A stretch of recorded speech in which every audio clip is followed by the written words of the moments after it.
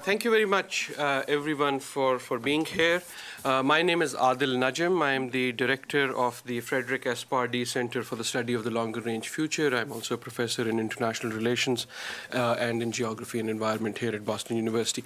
Welcome all to our second in this series of seminars. I don't think actually there's anyone here. There may be a couple of people here who were also here last week, so I might want to say something about the idea behind this seminar series.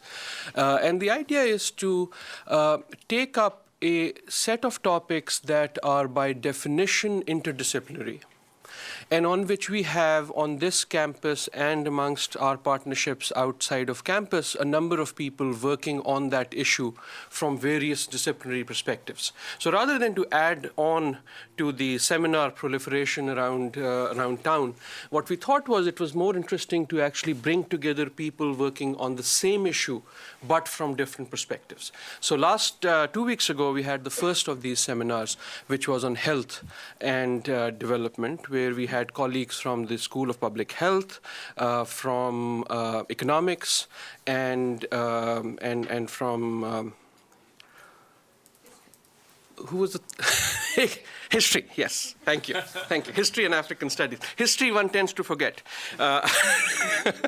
in all sorts of ways. No, but actually it was a very, very interesting discussion. And today we are going to do a similar sort of a conversation. And conversation is really what we aim to do here. This is not a research seminar in that we are presenting research findings, but trying to get a conversation going on this subject of trade and development within the lens of the longer range future, but from a multidisciplinary perspective and from an interdisciplinary perspective. And the hope is that those on the panel and those in the audience, because there are people in the audiences who are from other disciplines, will bring their own perspectives to this discussion. We are very honored to have three wonderful panelists. Our fourth panelist, Mark Hale, was coming from Geneva and could not make it, but we have three wonderful panelists, two from Boston University and the third one, a friend and colleague of long standing. Next to me is Dr. Tariq Banuri. Dr. Tariq Banuri is at the Stockholm Environment Institute. He is a development economist. He's also the chair. You're still the chair of the ICTSD?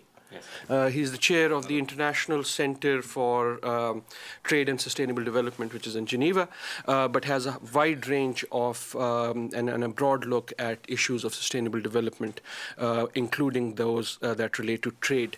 We also have Professor Sushil Vachani from the School of Management here at Boston University, who will be talking more from the perspective of businesses, and especially smaller businesses in developing countries. And we have Professor Kevin Outterson, who is from the School of Law here at Boston University, and will be talking much more from a focus of the WTO, the World Trade Organization. What we want to do here is to focus a conversation on what are the longer range trends, what are the longer range challenges, and what are the longer range opportunities in terms of trade and development. There has been sort of this sense over through the 90s and into the early 2000s, and I think by the 2000s it was wavering, that if you only have more free trade, all will be well and all boats will rise. It seems, at least to me now, that belief has become a little more nuanced. Even if some boats rise, not all boats rise equally. And if the boat is leaky to begin with, then the benefits of trade do not actually flow to the countries and can sometimes even worsen things in many dimensions.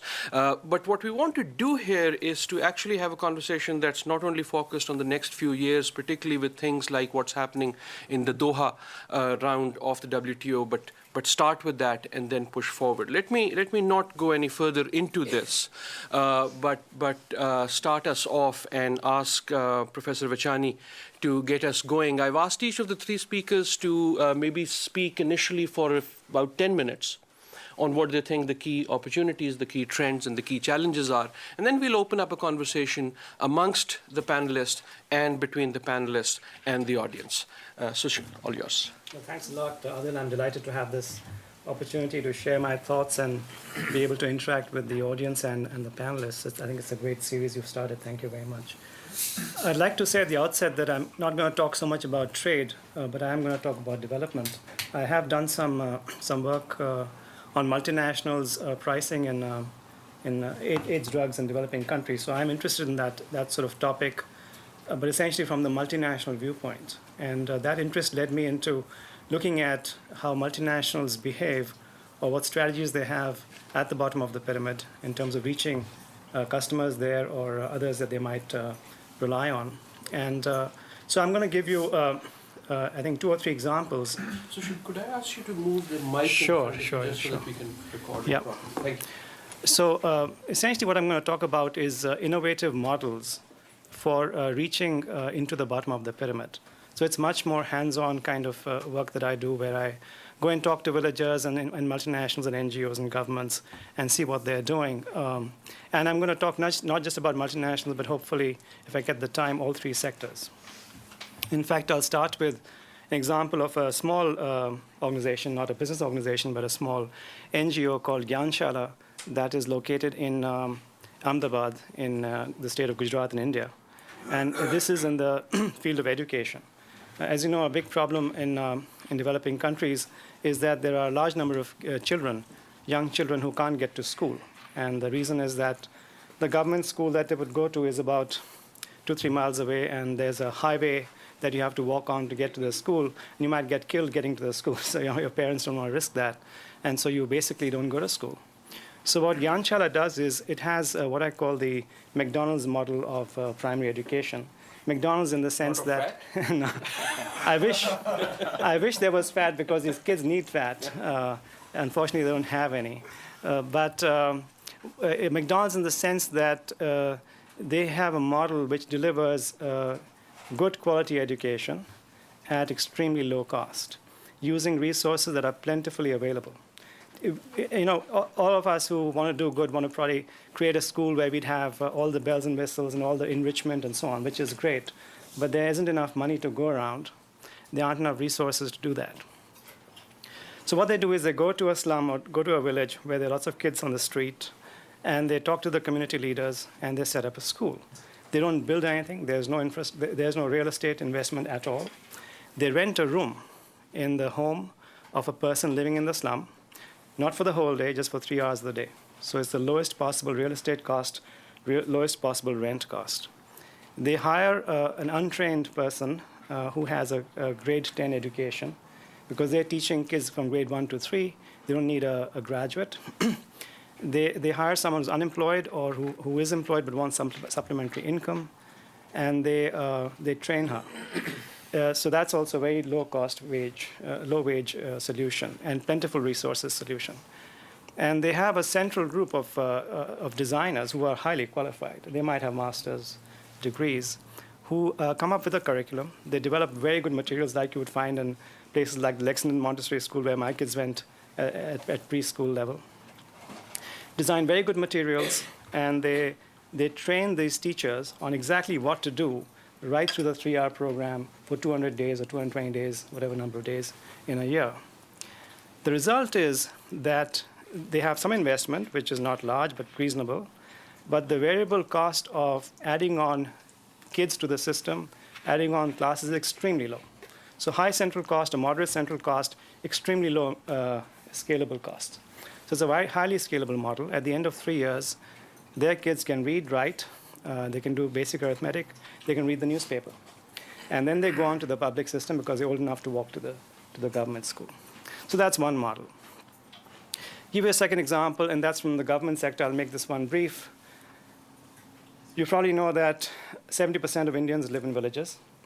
That's 770 million people. And they live in 638,000 villages, which are poorly connected, very poor infrastructure. The organization that has the widest reach in terms of organizational presence in those 638,000 villages is the Indian postal system, which only reaches 139,000 villages. And each of those post offices then serves 4 or 5 villages. And you may be surprised to hear that out of these 139,000 post offices, 130,000 of these are franchises. They are not manned by an employee of the Indian government. So the government goes to the village and gets someone who wants to make a little more money, but who is trustworthy in that village, and asks him or her to become a franchisee. And they have a post office at home, which runs for 4 or 5 or 6 hours of the day and sells stamps. Not only that, this is the largest banking distribution system, consumer banking system in the country. So they even take deposits from the people. They have a savings bank book that they give them. They also do sell services like insurance sold by private sector companies. They accept forms for university applications from all over the country. So they have a platform that has a very wide reach. Again, the same thing. High central cost for monitoring the system, designing the system. Same control systems. Each and every one of those franchise post offices must file a report at the end of each day about how much cash is in the little box and so on and so forth. Very low fixed cost and variable cost of expanding this system, because when you set up a new post office, you don't need more than a couple $100 worth of equipment. That's the almirah or the box and so on. Very low variable cost of paying the franchisee. Third example, from the private sector. How many of you have heard about the e-Chopal system that ITC has? Just a couple of people. So I'll provide a little more information on that. ITC is a company with sales of about $2.7 billion. It's very profitable. It's 30% foreign-owned, but it runs as an Indian company because the largest stock group is the Indian financial institutions. So the local management is very independent, but by some measures you could call it a multinational. They procure commodities in India and sell them abroad. That's part of their business. Other part of their business is tobacco. And they also sell fast-moving consumer goods, which is basically daily used goods like electric bulbs and soap and so on. The farmer in India gets a very bad deal because of information asymmetries. They don't know what prices they should be selling the commodities at. They have to incur costs to go to the marketplace. Once they've gone there, there's a disincentive to not sell that day, so they have a weak bargaining position. The products are usually sold in the mandi, which is the officially sanctioned marketplace. What ITC has done is unbundled the transaction. They make price discovery and the sale occur in the village, not at the mandi. And cash. You might want to, there are enough South Asians here, but you might want to say what a mandi is. Mandi is just an officially sanctioned marketplace. The government creates a marketplace where transactions can occur for commodities. So what they've done is they've empowered the farmers. They go to the village, they find a lead farmer, someone who's trustworthy. They give him a computer connected through a satellite link to the internet. They have a web portal where they publish the prices of all the markets in that state, maybe 40 markets, 100 markets every day. And they offer their own price for direct procurement.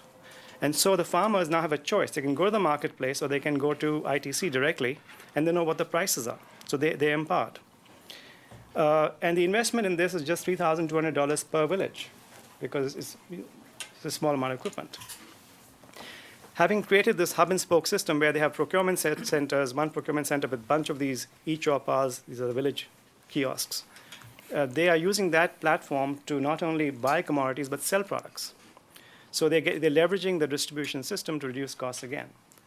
With this, as with the other two, what they have is, so at the hubs actually, where the commodities come in, they now have all kinds of services. Tractor servicing, there's a physician from Apollo Hospitals who's connected through the internet to specialists, so they can provide health services, banking services, sell product, sell gas, get the tractor serviced, all of that at one location.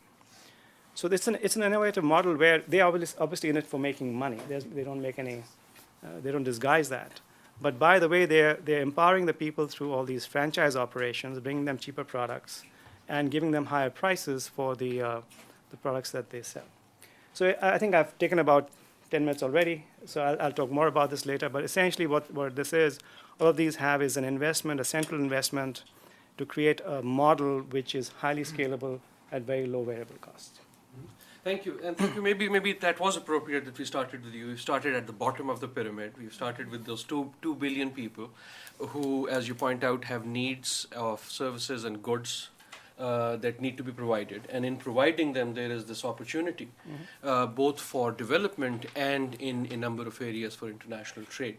Part of the question we might want to come to is, just how much value is there, both in development terms and in trade terms, in bottom of the pyramid, especially as one hopes that in the longer range, the bottom might be hopefully smaller than it is now. Sure. And that some of these things would actually shrink the number of people at the bottom. But thank you very much for setting it up that way. In some ways, I think we're moving from the bottom to the top of the pyramid, and whether they are at the top of the pyramid or not, those who inhabit the WTO at this wonderful palace right on the river in Geneva do think they're at the top of something, and our colleague Kevin Outterson from the School of Law is going to tell us just what they are on the top of and where the top is heading. Kevin. If Geneva is a wonderful place to be and to work as long as you have lots of money, and so I can imagine that the officials of the WTO would see themselves in a nice position on the top. But part of the organization's goal should be also to serve the people at the bottom. And one of the things that it's good about meetings like this is I already have a half dozen questions for you about my work and our work and things that we might be able to do together. My thesis is that the policy process in the WTO is at this point almost irrevocably broken. And I say that because the two major, some of the prime inputs into the policy process is the United States Trade Representative's Office, the USTR, and their counterpart in the European Union. And if you looked at the USTR in the United States, from any lens, but I come at it as a lawyer, it's a very disparaging picture. They have their processes and decisions and allocations of what they're going to do are set in their secret, ITAC committees, which are loaded with lobbyists from corporations, people on the revolving door who go in and out, very, very few consumer representatives. In fact, Congress required that on several of the ITAC committees that the Bush administration put in representatives of the public health community, and it took members of the American Public Health Association a lawsuit before the Bush administration finally put some people in. And, without disparaging the individuals, they didn't put people who have a strong history of consumer advocacy for the global 2 billion people at the bottom, shall we say, when they did put them in. It's a very immature policy space at USTR, especially when you consider the linkages between policy and law. In other words, there may be a lot of people writing interesting things, academic research and empirical work on the policies of the U.S. Trade Representative's Office, but almost none of that has very much impact on actually what they do. So I'm not, disregarding all of the policy work, just that the linkage between that and actual legal standards is very weak. I'll give two examples. The first is there's this great website called bilaterals.org. I don't know if anybody here knows it, but the tagline of it is everything that's not happening in the WTO. In other words, as the WTO is locked up in the endless Doha go nowhere round right now, other countries, particularly the United States and also the European Union, are pursuing a bilateral approach. And this website tracks them all. And there are literally hundreds of bilateral negotiations going on around the world. It's a very interesting place. But these bilateral treaties that are being negotiated are typically called free trade agreements. Okay, and anyone who's ever been in any economics class, who could be opposed to a free trade agreement, right? We all know what the literature is on free trade. These agreements, if you've had ever the unfortunate, desire or requirement to read the things, are not free trade agreements. We don't have time, but I've written it at some length on the U.S.-Australian free trade agreement. It's 1,100 pages. Suffice it to say, it is loaded with special interest deals and tricks and ways to favor one particular industry over another. If we really wanted a free trade agreement with Australia, we could probably do it in a page. If we really wanted a free trade agreement. But instead, there's all sorts of very detailed, 1,100 pages. Think of it. I read with particular care the intellectual property sections, which is the area of trade law that I work on the most. Several hundred pages of detailed work, and a lot of it doing things that the companies involved could not get done through domestic law. And I'll give a couple of brief examples. One, in the United States, copyright law said copyright term was the life of the author plus 70 years. And it's been that way for a while. In the United States, we passed a law, the Sonny Bono Copyright Term Extension Act. He was, until he had his untimely demise, was a congressman from California. Before that, he was Sonny on Sonny and Cher show. But it's California, so, politicians come from every sort of background. But this law extended the copyrights from 70 years to 90 years past the life of the author, even when the author and the work had been in the public's view for many years. In other words, there was no argument that this was going to incentivize new works immediately. We were protecting works that were about to expire, and most importantly, Mickey Mouse, because the death of Walt Disney, time was running out on Mickey Mouse. And we passed it. It passed Congress. The president signed it. There was a famous Supreme Court case challenging it, and the conservative majority of the Supreme Court said, we're not crazy about it, but we're going to bless it. It's within the copyright power. It's within the IP power of the Constitution. The companies tried the same thing in Australia and failed.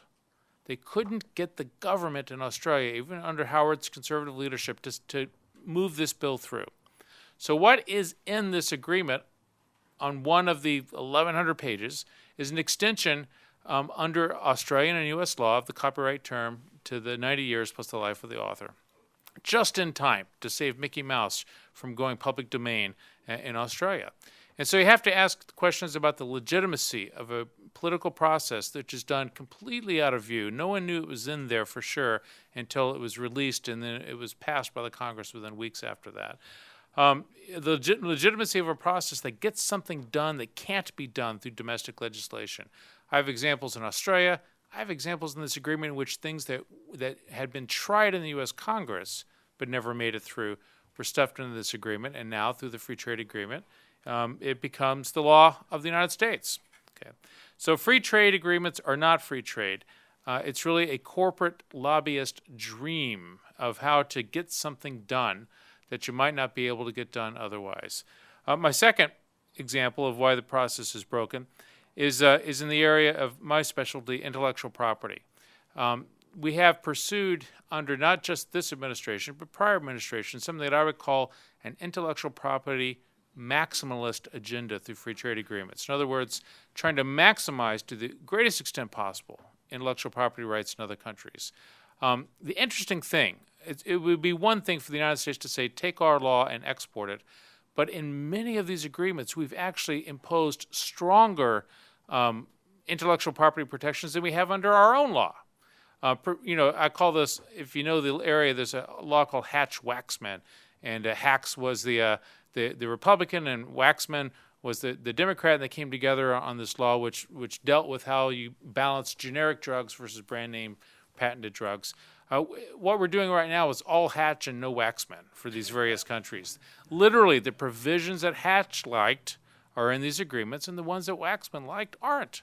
So it's not just that we're exporting our law, we're exporting particular subsets of our law. Compromises that we didn't think were proper for the United States, we're forcing on countries with a much different profile in terms of development and everything else. I'll say, and maybe I'll be challenged on this, but economic theory does not support an IP maximalist agenda. It's not really part of free trade. And the specifics on how it's being put out there, I think, are beyond necessary, even if you strongly believe, as I do, in the necessity of intellectual property and innovation. The last thing I wanted to say is that I was reading a document this morning, and it listed these following bullet points about problems with our government. Okay, this wasn't a blog, but it could have been. It said that our judiciary has become way too political. Okay, that there's a lack of transparency and accountability in government. It said there's a crisis in our immigration policies, that we need better laws in terms of immigration. And it highlighted the fact that there was a great fear that the military power of the government was becoming way too independent, way too strong, and was overshadowing the civilian government. in terms of the power that the military government was exercising and demanding for itself. Does anybody know what this document is? Okay. It's not an original, but it's the Declaration of Independence, okay? When Thomas Jefferson listed out all the nasty things that King George has done, those were some of the major things on the list, okay? So talk about the longer range future, okay? One issue I'll finish with this. A major issue in that document is that King George was getting trade policy wrong, and that he was screwing the colonies because he was, not allowing them to trade with other countries. And here we are, more than 200 years later, and we're still saying that trade policy is done ineffectively. So. Thank you. Thank you very much, Kevin, for reminding us that the trade system is broken, but Mickey Mouse is safe. So you shall sleep well tonight. But, there are three of us from South Asian origin sitting here who I'm sure very fondly remember that 1776 was all about trade policy. It was you do remember it was our tea that you guys dumped. So we are still waiting for a payback on that one. But I think you've raised some very, very central points. And one of the questions I hope we'll come to in the discussion is the system broke enough that this thing that we created, the WTO, is going to somehow wither away, and this set of regional and bilaterals have already composed a shadow trade system, that the sum of all the regional and bilateral agreements. Recently, I edited a book where we made part of that argument that there's a shadow system emerging. But this becomes particularly important again for development in terms of something that Jerry Kirsch, who's sitting here and was a panelist last time, had raised in terms of intellectual property and pharmaceuticals. For example, in areas like AIDS and other, that is the WTO withering away? And is that, in fact, even a good thing for development? That despite its flaws, would a world without a WTO be better or not? But we'll hopefully come to that. Just wanted to throw more on the table. Let me go to the third of our speakers, Dr. Tariq Banuri. I've had the pleasure and the honor of working with him and learning from him from many, many years. I've probably plagiarized more from Tariq Banuri than a good lawyer would allow me to. But he but he has been kind enough or polite enough to let me do that. Tariq is the ambassador at large, really, of the Stockholm Environment Institute. He's also the chairman of the board of the International Center for Trade and Sustainable Development. Tariq. Bismillahirrahmanirrahim. Thank you for that very generous introduction, Adil. There is a story, probably apocryphal, about at Harvard a long time ago. Gottfried Haberler was introducing Seymour Harris, and Harris was very famous for, like Adil, for writing a new book every year. And Haberler said, well, Professor Harris doesn't need any introduction, neither to those who read his last book, nor to those who are writing his next book. And I'm always afraid of Adil, speaking in front of Adil, that he will write my next book. I was a little bit undecided, which I was, talking about the future, about what I would speak on. The one topic that is very close to my heart these days is the impact of climate on everything that we know. But maybe that's something we can leave and come back to in the question and answers. I thought, following from the discussion that has come, to say a few words on the political economy of trade and development, about what's underlying it and how do we see it. What are the underlying factors that determine attitudes towards international policy? And one can divide these underlying factors into kind of two categories, which one could call orientation and sort of learning from practice. Now, I think one thing that has happened is that if you look back to the infamous Washington Consensus memo that Don Williamson wrote, from that time, the orientation towards market-oriented policies has become a little bit more, tolerant, a little bit more sympathetic towards it.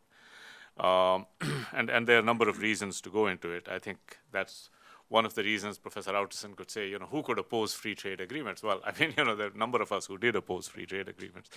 But some of the practice has changed. Just to give you an example, Jose Antonio Ocampo recently wrote a paper thinking about development policy, and he was talking about different countries, and he said, well, if you look at surveys in countries and ask people questions about the market system and questions about democracy, you find overwhelming support for both of these, not only as instruments, but as the only way, almost. In Latin America, more than 60% of the people support the market system as being the only way for development to take place, or democracy more than 80%. But when you ask them about the practice, and they say, what is your practice in terms of what the market system has meant for development, or what democracy has meant for development or for your rights, the support falls dramatically. In case of democracy, to about 33%. In case of market system, to about 19%. So the difference between orientation and practice, I think, is partly what we need to keep in mind. Now, one thing which is interesting that has happened is, if you look at, let's say, the early 1990s, and then you look at it about 15 years later, you find a difference both in terms of orientation and what people have learned from practice, and kind of a dance between the two. But before I go on, I do want to make one point which is related to Kevin's point, which is that I'm actually not very concerned that free trade agreements, quote unquote, are really not free trade agreements. Because what they do is, it's very simple. It's almost like you want to put in a new regime, and you want to do it in a kind of a politically neutral way. I mean, it's almost like, when we advise governments about ecological taxes, we tell the governments, impose taxes on ecological bads, but don't try to use that instrument for any other policy goal. Don't try to raise revenue. Don't try. I mean, literally, the best thing for you to do is to change from an income tax system to an ecological tax system in such a way that the tax that every individual pays remains the same. But their actions in the future will be taxed more if they continue to be ecologically harmful, or taxed less if they continue to be, if they are ecologically beneficial.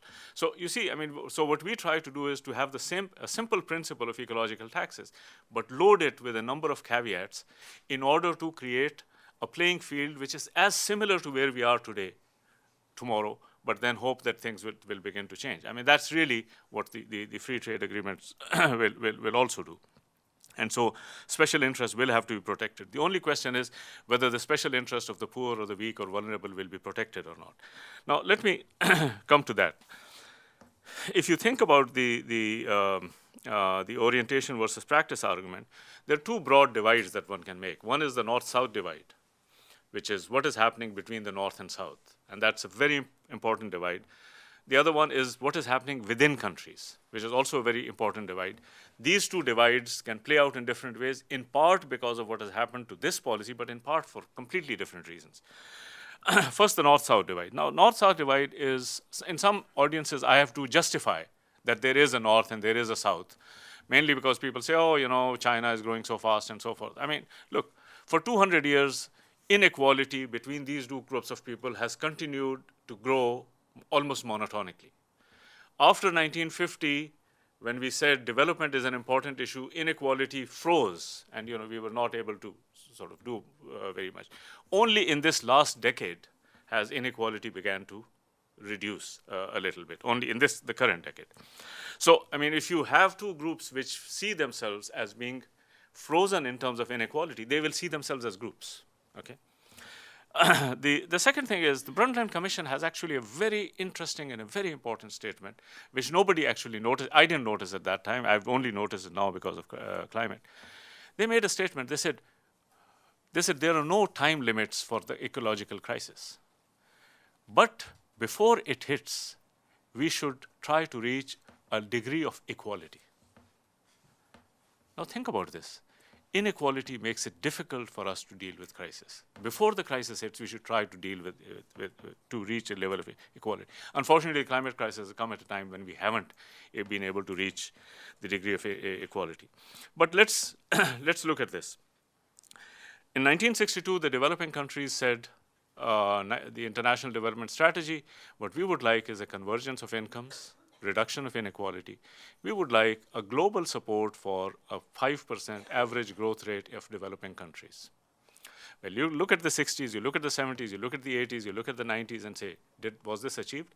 No. Look at the aughts, yes, 5%. In fact, more than 5%. And of course, only two reasons for that, China and India. Okay? A number of other things that IDS said also, which we are kind of getting close to. Now, think about the 1990s. Tremendous opposition to the WTO, tremendous opposition to the word globalization. The World Social Forum comes up, organizes a lot of people. It continues this thing. But today, when you look at the most radical elements of the South, the opposition to the WTO, the opposition to globalization has become muted in nature. I mean, when I look at Martin Core and I look at Walden Bellow, they do it, but now it is much more on political grounds rather than these grounds. In my judgment, one of the reasons is that people look at the practice and say, well, maybe let's give it a little bit more time. Maybe it's working. China is growing, and when China is growing, Bangladesh is growing, Pakistan is growing, India is growing, Thailand is growing, Vietnam is growing. I mean, there's a whole wave of growth that is taking place. So rather than thinking about the orientation of whether the trade policy is going to do what it's supposed to do or not, let's just look a little bit of the practice that creates in people's minds a certain degree of tolerance towards this thing. That's really what I'm sort of saying, that today in the South you find a degree of tolerance towards what has happened. There's some possibility that, acceptance of any new kind of a deal because, of the same kind of a mindset that maybe it will not be as bad, but also the same kind of skepticism that they're approached. The situation within developed countries is different. And I think the reason has to do not with trade negotiations, the reason has to do with their internal political structures. I'll give you the example of the United States. United States, between 1945 and roughly the early 1970s, if you look at what happened, the golden age of capitalism, as my professor Steve Magnin calls it, productivity doubles, real wage doubles. The stock market also more or less by any index doubles. You take the next 30 years, productivity goes up again more than double, but the real wage is flat.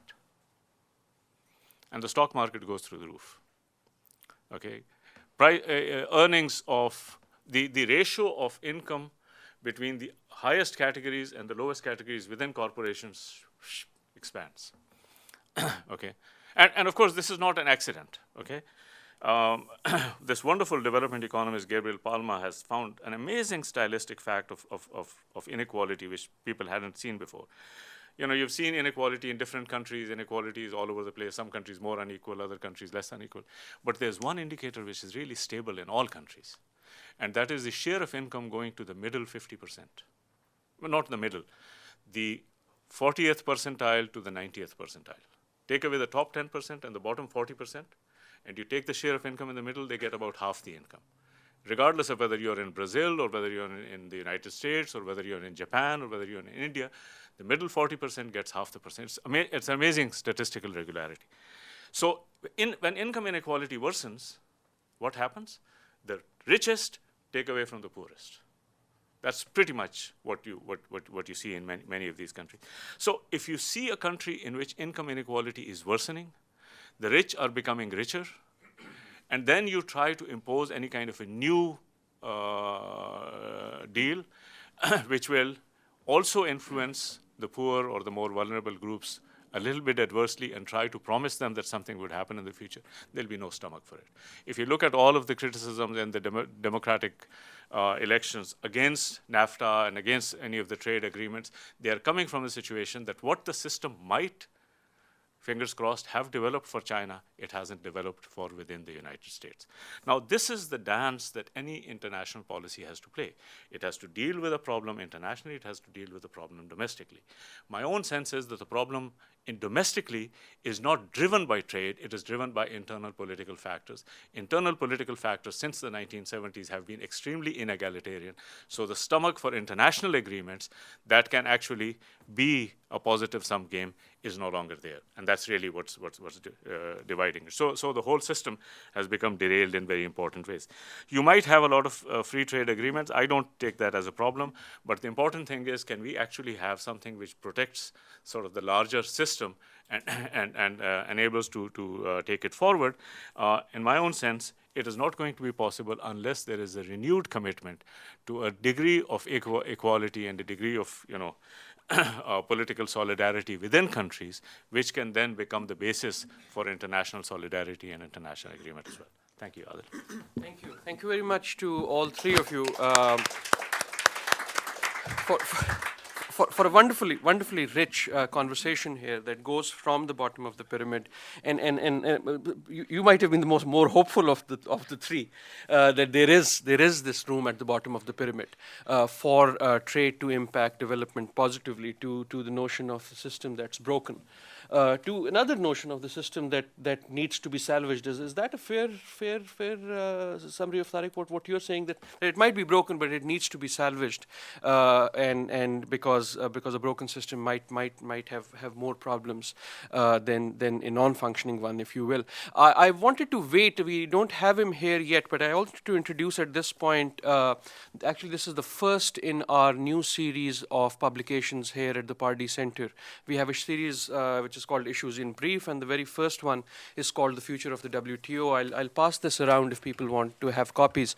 And the first one is written by my colleague at International Relations, Kevin Gallagher, which looks at the future of the WTO, and we will be doing these briefs in fairly succinct, short essays on future of various aspects. If you can please pass that around. So that in many ways is very relevant to this conversation. Before I open it up, I wanted to see if any of you have any sort of crosstalk here in response to what others talked about, or ideas that came up.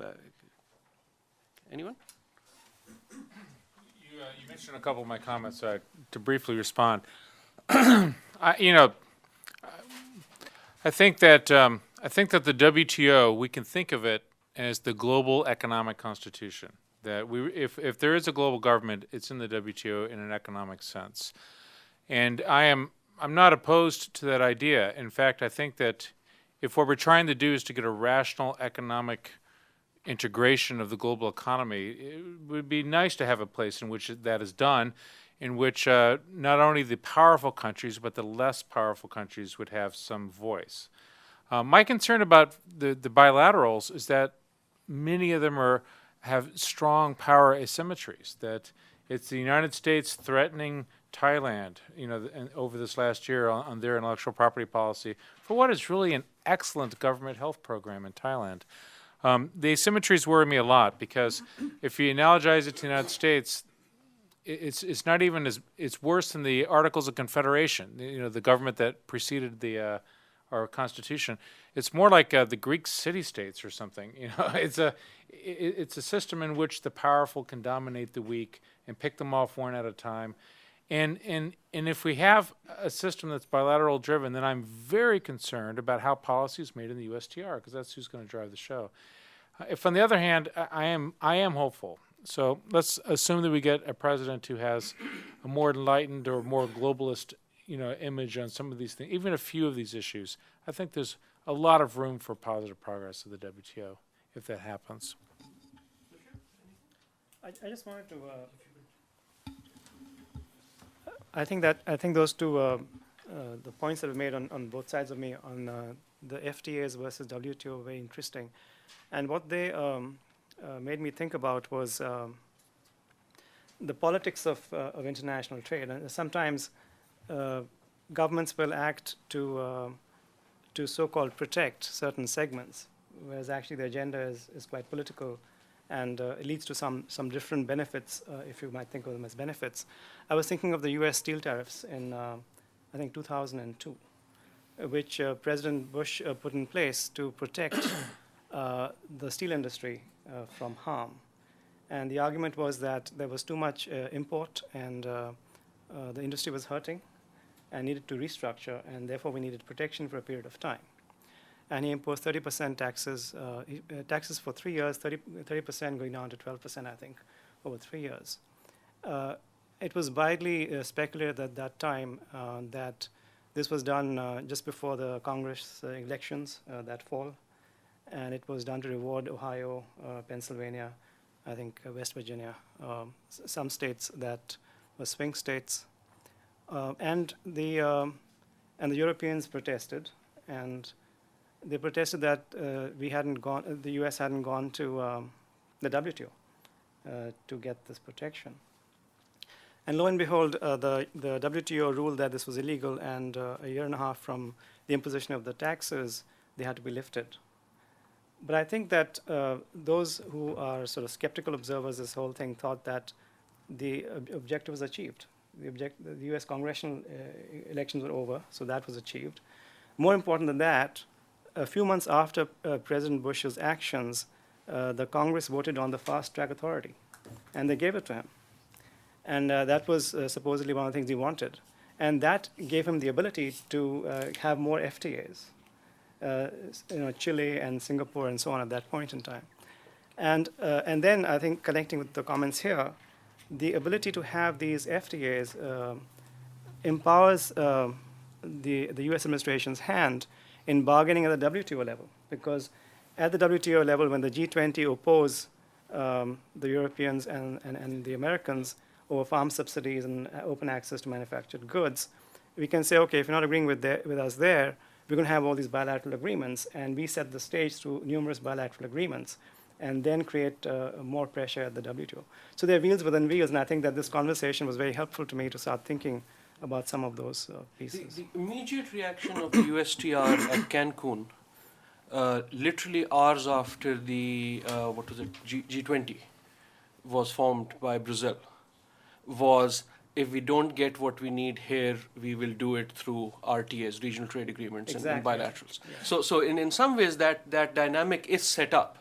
But I'll just give the mic back to Tariq. But one of the things that Tariq had mentioned about sort of this change in attitude amongst developing country, even activists, Martin Korsen, and in some ways I think I've seen it in my own self. Once you have a China that seems to be just sort of riding this wave largely on the basis of its trade dominance and its ability to trade internationally. You see sort of WTO being a place where at least sometimes some symbolic victories can be had. Even in tuna dolphin, the tuna actually won, at least the legal case.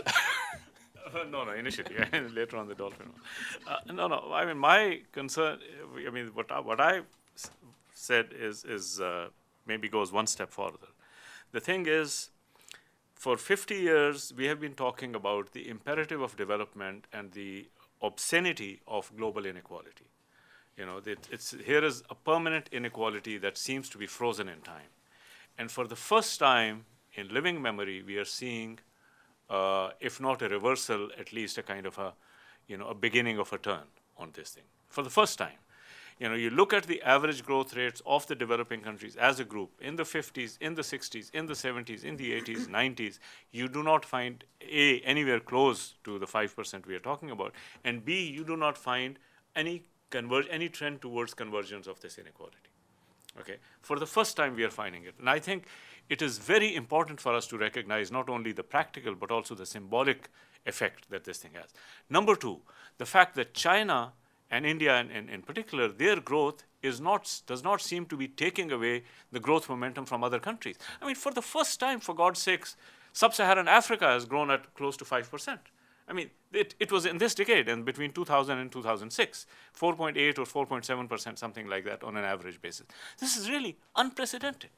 Okay, so I mean, the importance of this needs to be maintained. The second point is that I see inequality as a prism through which you can look at this entire problem, and it begins to make sense. I am very much committed to the reduction of inequality within countries. So when I listen to the democratic debates in this country and say trade agreements are not helping because they're actually squeezing the lower middle class or the working class, it is something that does bother me. But I am also equally concerned about inequality between countries. So what I am trying to do is to say, is there a way of moving forward in which both of these goals can be balanced? Because that's the only way to build a stable global coalition for both eradication of inequality and promotion of economic growth in developing countries. And I think that the trade system can contribute to that, but only provided that it is intelligently crafted.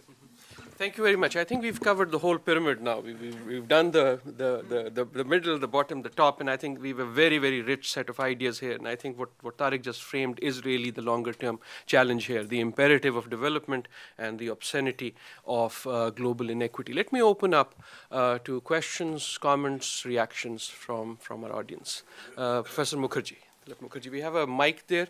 The mic won't do anything in the room, but it will help the recording. So, a question for Dr. Banuri. I myself am also skeptical that the politics, especially within developed countries and middle-income countries, Latin America or North America, is not very friendly or conducive to multilateral trade negotiations.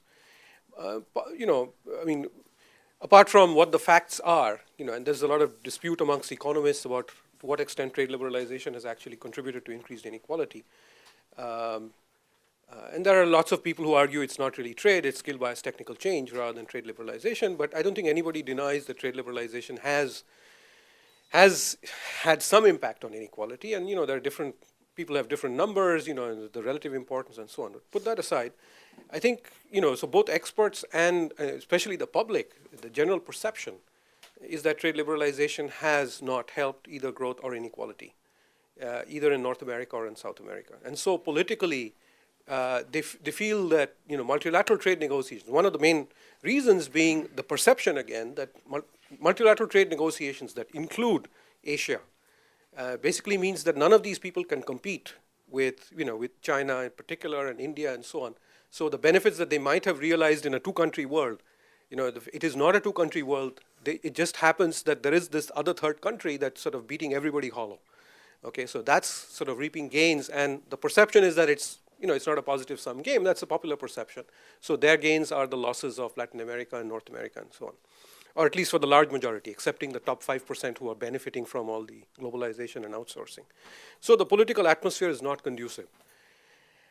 And this perception of increased inequality, I'm absolutely in agreement with you, is therefore not conducive to any sort of effort to revitalize multilateral trade negotiation. But what I was sort of wondering is, at the end of it all, that's kind of a positive sort of a descriptive political economy explanation of the impasse. But then at the end you said, so the only way out of this impasse is to make some initiative with respect to reducing inequality. And that's the way to get it going. Now that seemed to me unabashedly normative. And I have no idea of what constructive particular measures you have in mind that would enable you to reduce inequality enough so that this impasse is going to be broken. And it's not just that, it's also this perception of trade liberalization and what it does to inequality. Why don't you go ahead and... Well, first of all, thank you very much for that question. My own judgment, and of course this is a place which is where you might disagree and I might agree with you and still hold on to my view. My own judgment is that the increased inequality in industrialized countries is not because of trade liberalization. I mean, the one that we have seen post-1970 or post-mid-1970s. It is, in the US, people sort of start the clock somewhere towards the later part of the 70s, and then of course the Republican administration consolidating that through the tax shifts in the tax regime, that they were actually the result of political decisions that were largely domestic in nature. Now some people have said that these political decisions were driven by external considerations, the desire to reestablish competitiveness and desire to be a more active player in the world. Therefore, trade had something to do with it. But again, if you look at it, the reestablishment of competitiveness and the emergence of the information economy is not something. It was also done it also emerged because of the nature of the political choices. I mean, it was the kind of political institutional structures that were created within the country that responded to that. Now, I mean, if I were to sort of look at the advice as far as this country is concerned, I would actually advise very strong a shift towards very strong progressive tax systems, which again to reverse the kind of extremely regressive tax policies that have emerged over the last several decades, and a very strong investment in the welfare and security of both the lower income and particularly of the working class communities. So much stronger investment in that. Now, those are very traditional remedies. Those traditional remedies have become weaker over the last 30 to 40 years. Okay. Now, I am not saying it as only as a way that this is normatively useful, but I also think that this is one way of creating the basis for a global regime that in some positive sense can lead to more positive sum games. That, that unless we are able to address inequalities within countries, the willingness to enter into global negotiations, which might be good for everybody, would be very weak because the internal divisions would undermine it. So that's sort of my larger framework. Now, having said that, one of the things one should recognize is that China has gone from being one of the most equal countries to one of the most unequal countries in the world. Now, again, if the Chinese government were to seek my advice, I would give them very similar advice of putting in place a very strong redistributive mechanisms towards its weaker provinces. Because without that, China as the engine of growth for the world, as it is today, it will not be able to sustain itself because the internal divisions will pull it apart. My final point is that you see this perception about China as the thing. I actually started with this perception that China is going to squeeze everybody else out. Now, I have traveled in a number of countries, and the sense I'm getting is actually very different. That actually, the positive perception about China in developing countries continues to remain positive. And B, that, in fact, the fallout from the Chinese growth for the largest groups of developing countries has been positive. And that's quite paradoxical. It's quite paradoxical. I mean, if you think about it, we thought in 1997, once the MFA comes down, China is really going to throw everybody out of the window and everybody's growth is going to stop. Well, that hasn't happened. I mean, look at the growth rates in the world. I mean, South Asia, no country is growing less than 7% today. Southeast Asia, Thailand is, hovers around 6% because it's a relatively rich country, but everybody else is around 7 and 8%. And I gave you the example of sub-Saharan Africa. I mean, this is a very new kind of a situation that we are in, and people are reacting to it in a much more positive way than I had at least thought earlier on. I think just the only sort of sure. Can I ask for the mic? No, just very brief. I mean, sure. Do you see as realistic your expectation of substantial increase in progressivity of the tax system and? Well, in this country, I certainly do. I think the political mood has shifted already, and the political sort of support for regressivity of both the tax system and the economic system. At least I don't see it. But they're again, just as in the first instance, in this case also, they're unrelated to the trade issue. I think they're driven by completely different factors. Aren't they just at best going to reverse whatever tax changes had been introduced in the last 8 to 10 years? So in a long run sense, you would just return to where you were in the 90s. Well, in the long, no. In the long, well, it's not the 90s. It's the 80s or the late 70s when the whole thing started. I think the important thing to ask is to contrast these two periods. I think Paul Krugman has done it very, very, very well. If you contrast these two periods, starting from 1945 at the end of the war to today, and you take the first period in which there is, almost like a tacit bargain, which sustains a roughly, a distribution of income which is, more or less, if not progressive, neutral. And the second period in which it's very, very unequal. Now, my own sense is that what is needed is to go back to an earlier system, which is much more, at the very least, much more neutral in this regard. And my own feeling is that, yes, indeed. I mean, when I look at a lot of the political arguments going around, I feel that that is very much on the agenda. Whether it happens or not, obviously, I mean, it's not something I can say. Kevin, Sushil, did you want to add anything to that, even though sort of... Just briefly, I'm a lawyer, and lawyers are egotists, so they think that the law is the most important thing going on. Okay, and so what was? Economists do the same, but I'm not an economist, so what do I know? But economists pick a different thing to focus on, and when you think about China's takeoff, I mean, would you agree that ending the back and forth on MFN and the United States finally acceding to China's accession to the WTO was a key moment? And following on from that, if that's a historical moment, letting China into the WTO, and now we have tremendous takeoff. China is driving a huge commodity-driven boom around the world for sure. You see Chinese all over the world right now securing commodities. Looking forward to what law we could touch and impact that would improve the political climate, I focus on the fast track. It's expired. We'll have a new fast track potentially with a new president. And we have a lot of lessons from this last Trade Promotion Authority under President Bush, a lot of objectives that Congress wrote into the law that the executive branch just ignored.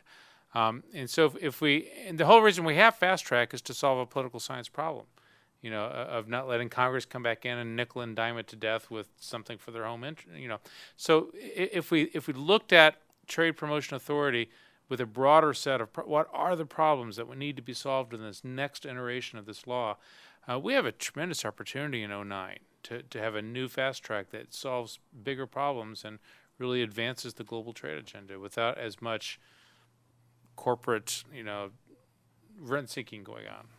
So. Let me open up, and maybe Tariq will come back to some of those things. But I also don't want to miss out on the $2 billion at the bottom. Because in some ways, I wonder whether their concerns are to be dealt by trade policy at all, or are beyond that. But other questions, comments, concerns. We have one up here. Yes. And can you also introduce yourself just briefly so that? My name is Michael Mann. I'm a PhD student in the geography department. You just sort of touched on what you think is opportunities at the WTO. I'm just wondering if you could pick maybe 2 or 3 main things you'd like to see changed in the coming years. And then if the next professor, sorry, I'm forgetting your name. Professor Vachani. Professor Vachani. I'm wondering if you could actually talk about some of the challenges that, the bottom of the pyramid schemes will face.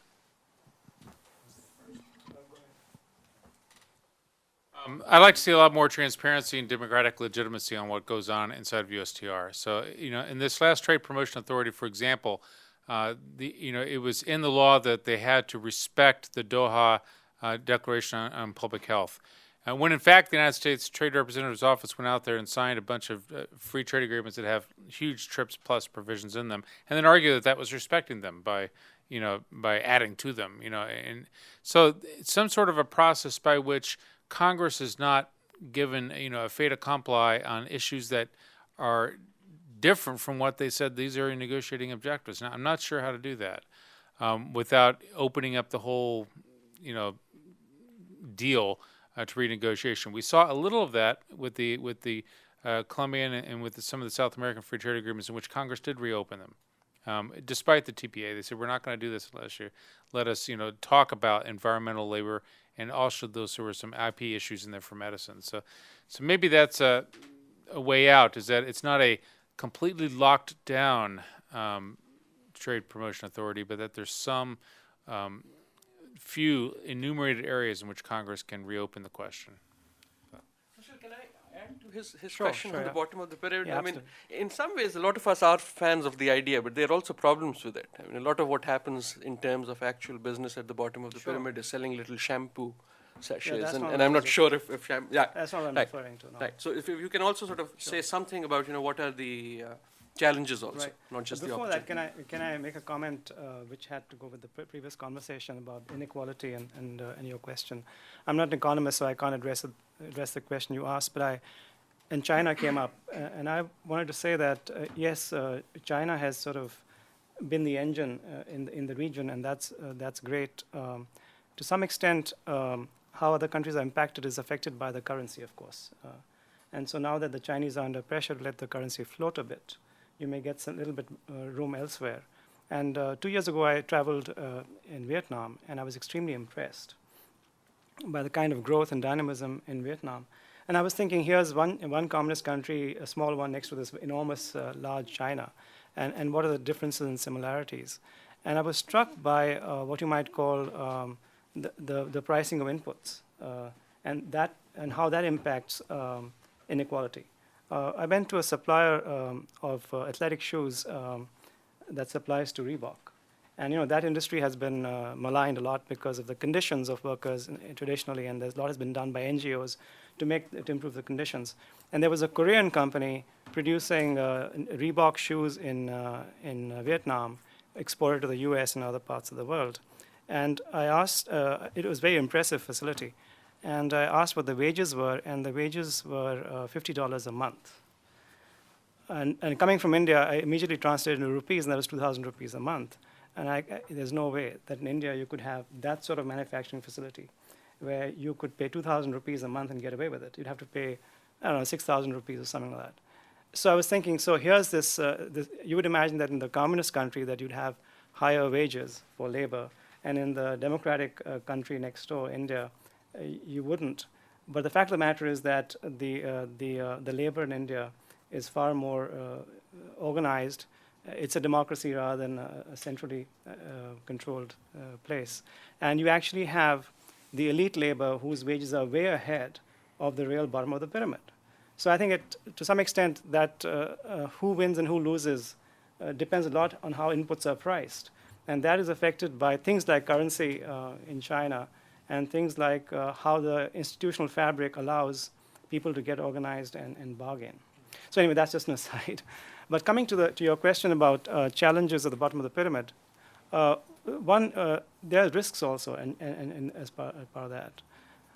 One is that for organizations developing strategies at the bottom of the pyramid, and I'm not talking about selling stuff in sachets, that's kind of very elementary marketing stuff.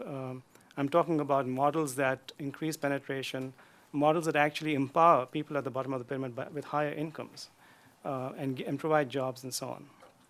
And as I talked earlier, all three sectors are in there. And I didn't talk earlier, a lot of this is intersectoral collaboration. In all those three examples, there are instances of companies working with the government or with NGOs and so on and so forth. A lot of what happens there is dependent upon the government. So companies like ITC, when they get out there, traditionally, the law in India did not allow produce to be sold anywhere outside the mandi. That is the government-sanctioned marketplace. So the government had to change that. And to its credit, it was flexible enough to do that. But then the government wanted to have some checks and balances, so all this piece of information that ITC presents on the web and so on and so forth had to be transparent. So the government officials have passwords, they can go in there and see exactly what's being said on those portals at any point in time. But you have to step back and ask yourself, and I'm pleased with what ITC is doing, and I think that it's having a positive impact. But you have to ask yourself longer range, what is the opportunity for abuse of market power? And that's a real concern. I think even the company realizes that.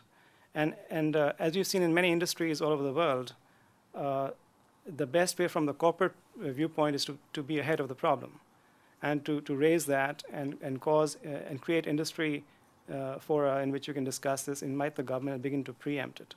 But certainly one has to be careful with some of these unintended effects or the potential for unintended effects going forward.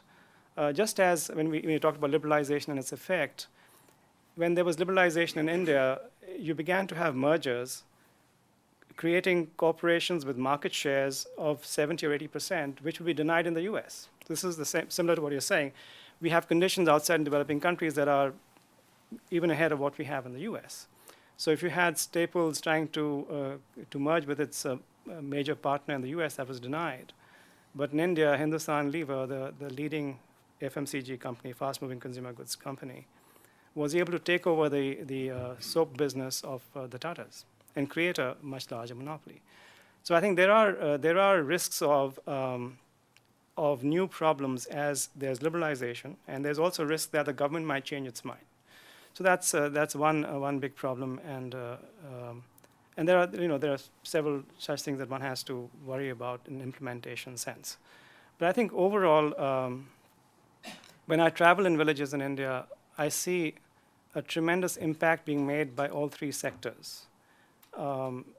Just sort of increasing this. The three being The government, business, and civil society. Let me give you an example of civil society. A small NGO I traveled with, northern Andhra Pradesh, the Lambada tribal areas, is very remote.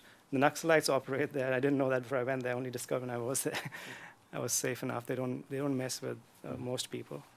And this NGO, all that was doing was go into a village, and they would form a cooperative. They say, we don't want to control you. We tell you the idea of a cooperative. If you come together and become a cooperative, and here's a legal system, and here's how you can be well controlled, we will help you bargain with the processor of soybean who buys your soybean. And so then we went travel to the soybean processor, and we discovered what they're doing. And that guy was connected to the world markets. He'd had things like saying, I want to keep my production facilities going. Bring me the soy any day. I'll take it. You decide when you're selling it. I'll take the soy from you today, and you watch the world prices. And if you want to strike a price 2 weeks from now, you just tell me, I give you that day's price, because that's the day I'll sell it. I'll sell my output. And it was amazing. I mean, here's this village in a tribal area, and because of the NGO, you've got the market working. You've got information from Chicago flowing in through places like IDC, by the way, into this NGO, which is completely independent of the corporate sector, getting these people to get higher prices for their commodities. So that's really heartening. I mean, I see lots of examples like this, and yet I worry about misuse, abuse, and things like, and risks, and I think to some extent we'll just have to see how this plays out. I know there are other questions here. I did want to push from what Sushil said and Kevin said. Kevin, if I could ask you, a lot of what you're saying, it seems, when you say the system is broken, is how it's broken at the US end, which as the sort of big, or one of the big players in there. I'm assuming you also think that some parts of the global system is broken, or not. The reason I ask that is, what the example that Sushil just gave about information, and this guy in a remote part of India being able to tap and capitalize on information about how the global marketplace is working, sort of points us towards a whole set of new realities. Tariq's examples point us to a whole set of new global realities. And the question sort of arises, is our global trade system ready to capitalize on these new global realities in terms of the development dividends of international trade? Or are we actually stuck at the global level in a system that doesn't even work very well for the 1990s, let alone for the 2000s? It's my, and I'll be brief, my perception of WTO is actually that its administrative system is quite well run. The cases that it's operated and its administrative processes have generated some, critique, obviously, but usually the critique is based on the substantive text of the agreement that they're interpreting. The way the WTO is run, the way the panel is organized and whatnot, I think it is quite good, maybe even stronger than that. The reason why I focus on the United States is because the United States is driving the text of the substantive provisions. And when the U.S. has lost these cases, we've won some, we've lost some. Generally, with the exception of the Antigua and Barbados, and the Antigua decision on gambling, not Barbados, but how did that actually end? People haven't followed it. It's one of the most fascinating cases. How did it end? It's not over, but over. and maybe there may be somebody here who can correct me.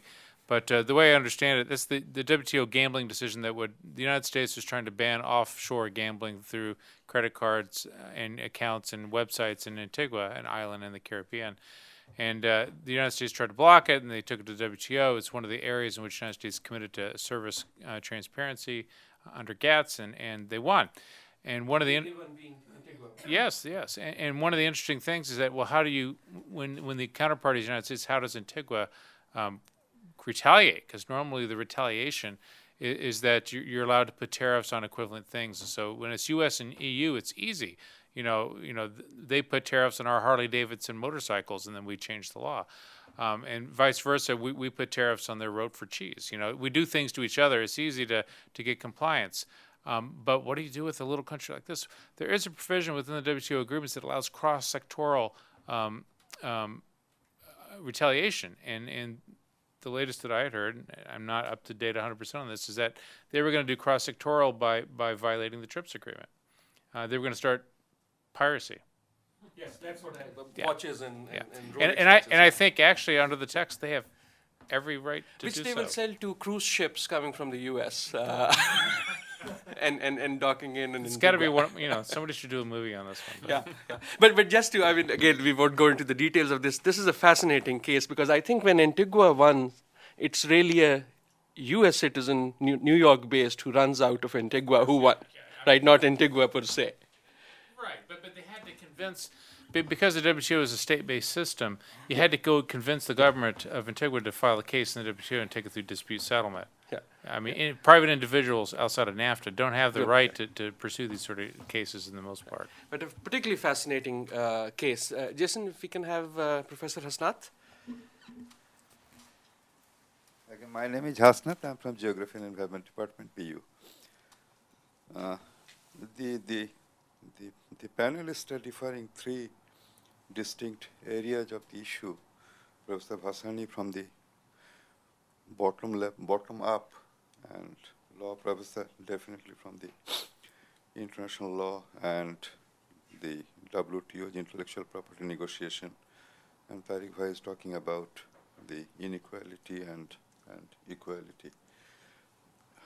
It is not just my feeling in this seminar, but almost nearly half a decade, I have been thinking a little bit outside the traditional thinking. I may be odd man out or something like that. Is inequality so bad, or is equality so good? Right? I mean, experience of 60s and 70s and 80s, inequality eventually gave, equal share of poverty, not the unequal share of prosperity. I repeat, do we want the equal share of austerity? Everybody is poor, and we have a mental satisfaction that nobody is better off and nobody is worse off. Or let's tolerate that somebody is more rich and others are, at least get 2 meals a day. Everything is bad in China in terms of inequality, but many people lose the sight that the rate of poverty has not been declining in absolute term, but it is declining very drastically. So could we give a space, this unequal process, for another decade, and then things will take its own turn? That is my one question.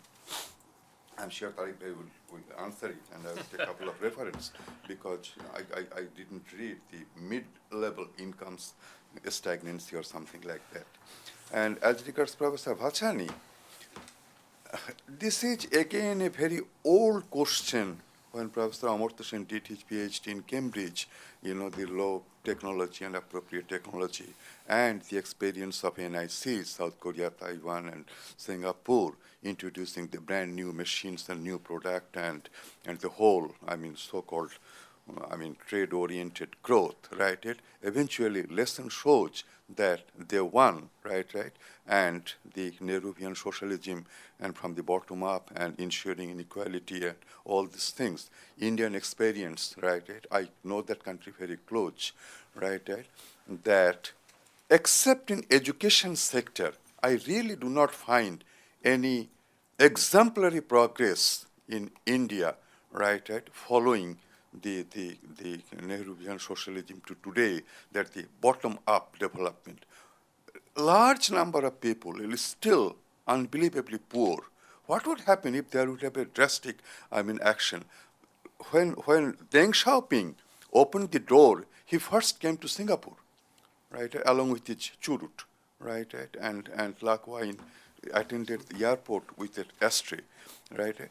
So the whole idea is that if really some momentum is there, should we, more or less the continuation of Tariq Bhai's comment, right, that should we give time to continue that moment, and the system will take care on its own, or in the name of we the good people, with the kind-hearted people, with the compassionate people, will intervene the system, giving this policy and that policy, and again slow down the rate of progress. My hunch is that one of the reasons that India's rate of growth is almost half of China, that is because too much of policy. right? That is because of democracy, and that is because of intervention from the top, right? We achieved, but we couldn't break. India has too much democracy? Well, at least in allocation of resources, it is still rural-based democracy, one man, one vote. The total urbanization in India is still only 35%.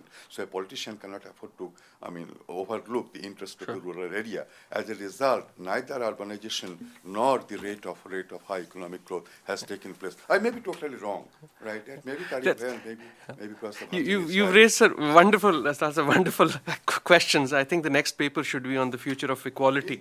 But I myself want to make a small attempt, but I'm too small.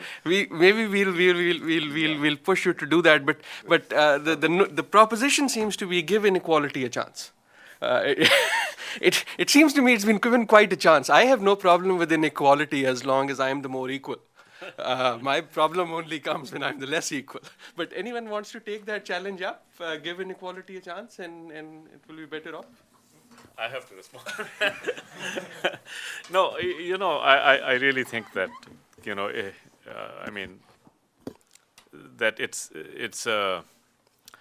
that these are indicators of certain things. I think what might be useful to distinguish, again, borrowing a word from the new lexicon here, is to distinguish between what could be called the politics of hope and the politics of despair. And the real question is very simply this. If we are in an unequal world in which there is a strong perception that this inequality is permanent, or if not permanent, at least is going to be for such a long time that it might as well be permanent, that actually creates a degree of despair in a society, because it's not only inequality, but it's the indignity that is associated with that inequality that's a problem. If we are in a situation in which it is seen as temporary and the political options are there to grow out of it and change for it, then it can even become a basis for stability. I think all the legitimacy of capitalism, going back to Andrew Carnegie in 1877, all the way down to, even to the arguments that you were giving, or Thomas Friedman for that matter, is premised on the idea that this inequality is now only a matter of time. It's temporary. So it is, if so, then it is not for you and me to give it time. It is for the people who are actually confronted with that despair. And I think what is happening is that China has had a tremendous increase in inequality without a comparable increase in instability.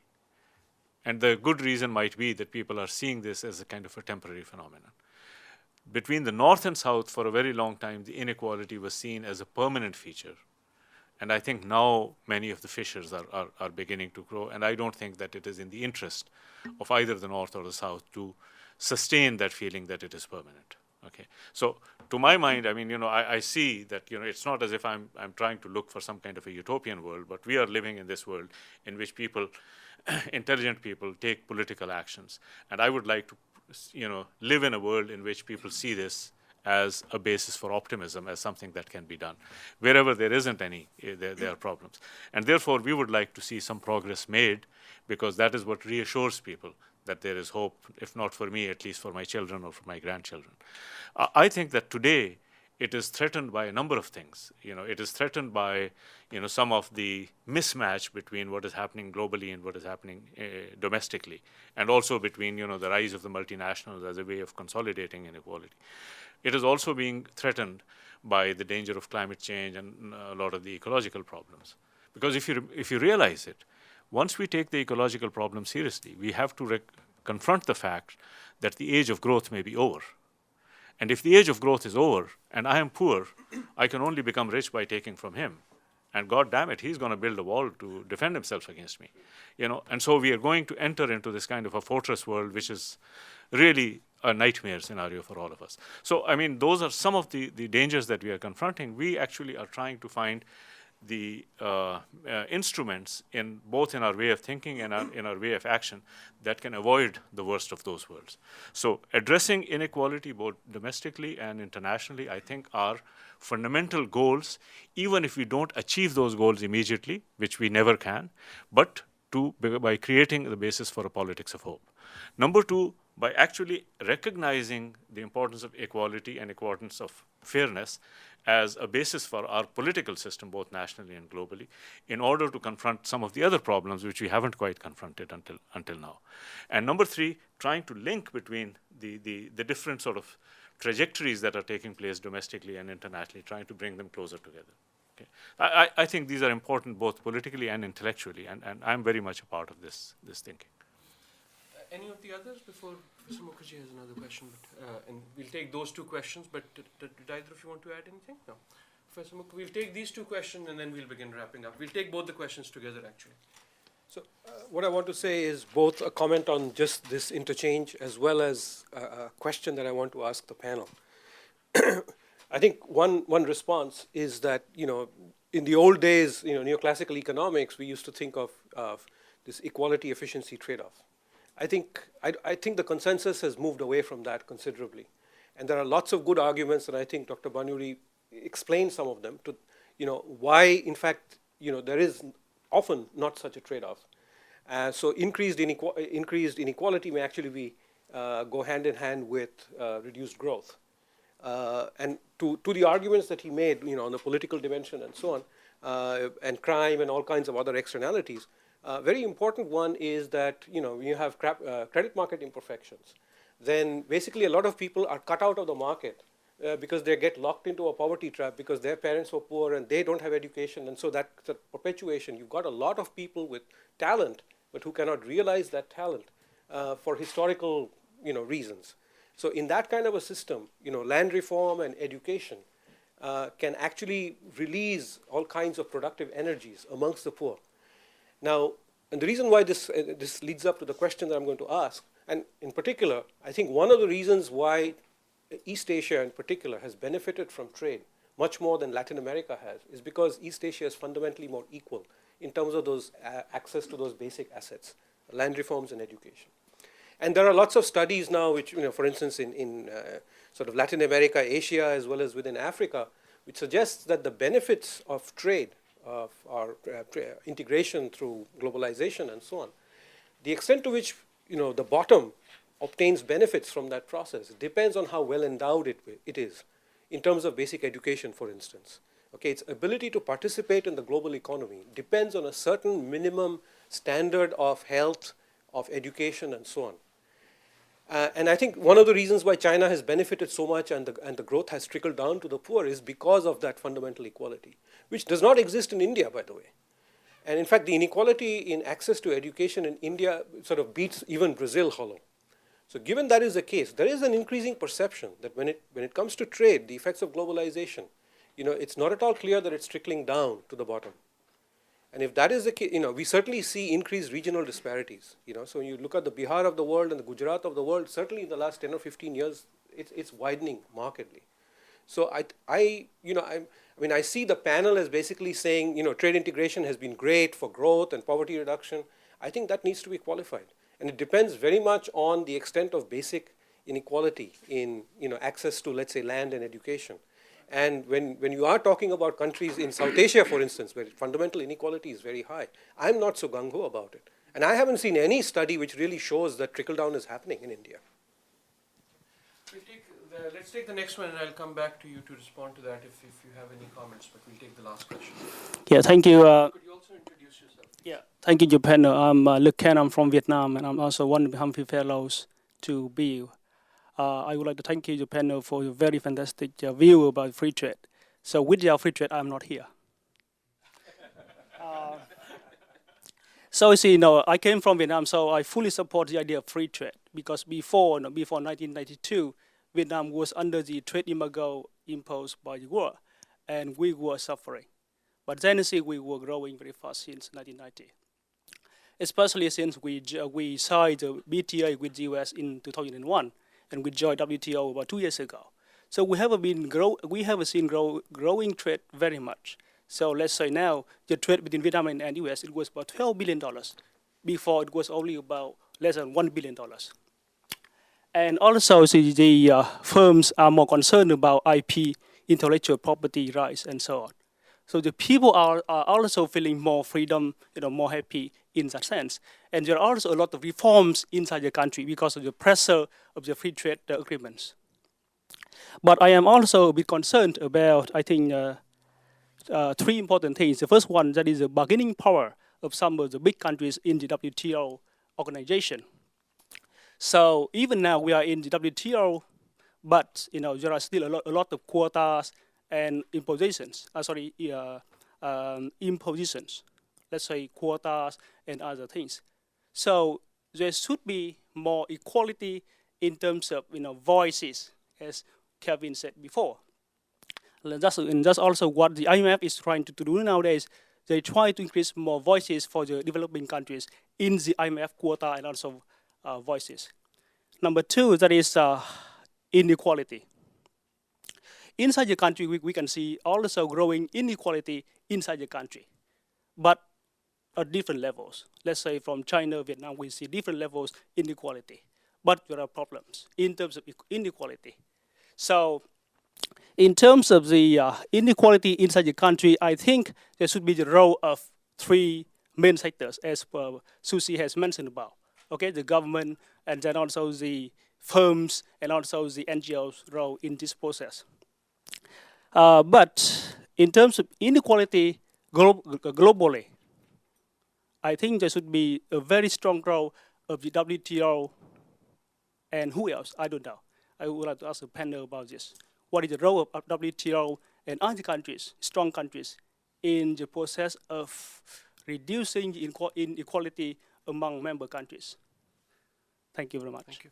Thank you very much. I'm going to just ask everyone to respond to these, but also by way of making any last comments that you might have on this issue of the future of trade and development. I think one of the big themes coming through is what Dilip Mukherjee just mentioned, that you can't actually look at, and I think this came from the panel too in various ways, that you can't look at growth alone. You have to look at it within the context of equity. I was actually quite struck by, when Kevin talks about the USTR, he's also talking in some ways about the equity within within the WTO in terms of influence on the legal regime. And the bottom of the pyramid is clearly about the equity question, that the equity question cannot be separated from the growth question. But let me just ask all three of you to respond to any of the things said just now or earlier, any by way of final thoughts. Kevin, you want to? I spoke today as a lawyer, not as an economist. I'm not an economist, nor am I a development expert. So I take it as a given that we are talking about and negotiating free trade agreements. I don't make any observations on what the various economists have been talking about in terms of whether it's been efficacious or whether it's a valid goal. But what I do want to see is that if we are going to discuss these issues, I want to see the process and the substance to be more democratic, to be more transparent, to have less influence of lobbyists, doing deals in the dark, and instead to have our political process, intervene in it, and hopefully to get a much better result out the back end of the deal. One thing the United States could do, I've had a chance to think a little bit more, is if the United States in the next round of trade negotiations swore off the bilateral weapon, it would take away it would be like tying our own hands in a sense, and would create a deal that would require more global consensus. So that's one possibility. Last thing I want to say, and this is self-serving, is that there's a strong inequality in this room. I have stacks of my writings, which, I have all of them and you have none of them. So I'm hoping that you equalize the distribution. We'll set up a trading system right here. I just want to respond quickly to the couple of questions that had to do with what I have to say.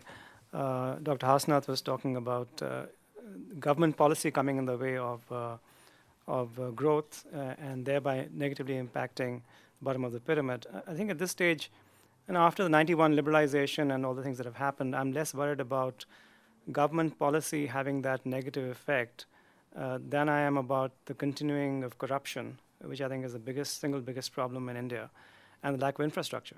I think if we can somehow magically fix those two things, that would be just fantastic. But it's taking a while.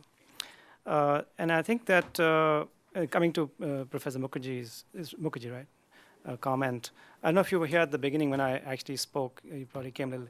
So what I was actually talking about was at the very micro level. So I was talking about innovative models that positively affect the bottom of the pyramid. And I actually agree with you that the benefits in India and other countries have not trickled down to the bottom of the pyramid as much as we'd like to see them. And in fact, that's why the government was thrown out a few years ago when the bottom of the pyramid in the rural areas thought they were not enough is trickling down. And the current government is a lot more socialist and left-leaning and still not doing enough, perhaps. So among the models I talked about, one was education. I think that's a crying need. And I talked about an NGO that is doing that. But one thing I didn't mention was the cost of that education. I'm not sure if I did that.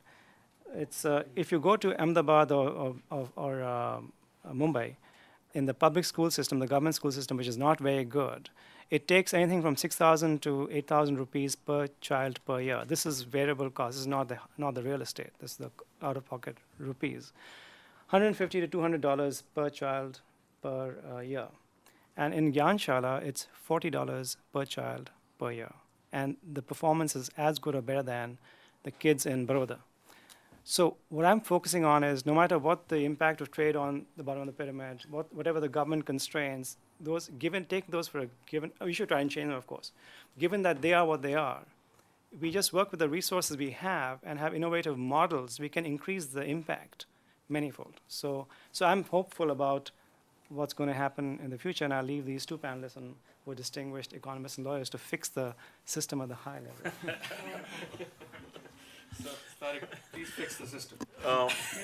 No, I am actually at this moment far more concerned about a kind of a progressive taxation that is levied on cars when they park too long on parking meters. And my 2 hours are up and I would like to conclude, so I can go down and put some money on that. But thank you very much. This has really been very nice, and hopefully we'll have more chances to interact. I hope your car won't be towed but in that spirit, let me also thank all three of you for a very rich, broad as we knew, but very rich discussion on some very interesting issues. My own sort of work is much more like Kevin's at this global level, but one of the thoughts that really struck me as this conversation went is that part of that problem of interdisciplinarity is that those who are actually negotiating up here do actually think much more in the framework of growth than in the framework of equity. And there aren't those mechanisms for that cross-talk and cross-dialogue between them. But let me thank all three of you for raising a lot of questions, very interesting questions, giving us a lot of answers. Thank you very much.